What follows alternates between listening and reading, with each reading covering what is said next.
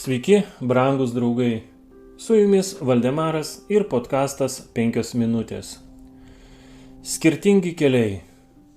Kas tiki sūnų, turi amžinai gyvenimą, o kas nenori sūnaus tikėti, gyvenimo nematys, virš jo kybo Dievo rūstybė. Jono 3:36. Ezavas ir Jokūbas susitiko prie savo mirštančio tėvo lovos. Kažkada vyresnysis brolis laukė šios akimirkos, kaip galimybės atsikeršyti, tačiau nuo to laiko jo jausmai labai pasikeitė. Jokūbas visiškai pasitenkindamas dvasinėmis palaimomis, pirmagimio teisę perleido vyresniajam broliui, savo tėvo paliktą turtą, vienintelį palikimą, kurį Ezavas vertino ir siekė. Abu, Jokūbas ir Ezavas, vienodai buvo supažindinti su Dievu ir tik nuo jų priklausė, ar jie paklus jo įsakymams ir gaus jo palankumą. Tačiau ne abu pasirinko tą daryti. Du broliai vaikščiojo skirtingais keliais ir šie keliai toliau vis labiau skyrėsi.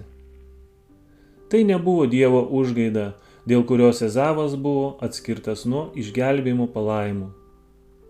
Jo malonės dovanos per Kristų yra skirtos visiems. Kiekvienas žmogus pats daro sprendimą, kuris jį veda arba į išganymą, arba į pražūtį.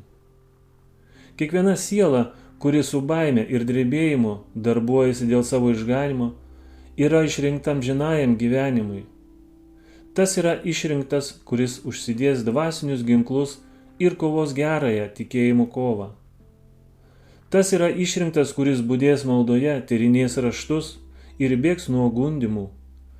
Tas yra išrinktas, kuris turi pastovų tikėjimą ir kuris bus paklusnus kiekvienam iš Dievo burnos išeinančiam žodžiui. Išganymas yra skirtas visiems, tačiau jo pasiekmėmis galės džiaugtis tik tie, kurie prisilaikė jo iškeltų sąlygų. Ezavas paniekino sandoros palaimas, jis mieliau vertino laikinus, o ne dvasinius turtus ir gavo tai, ko troško. Savo paties noru jis atsiskyrė nuo Dievo žmonių.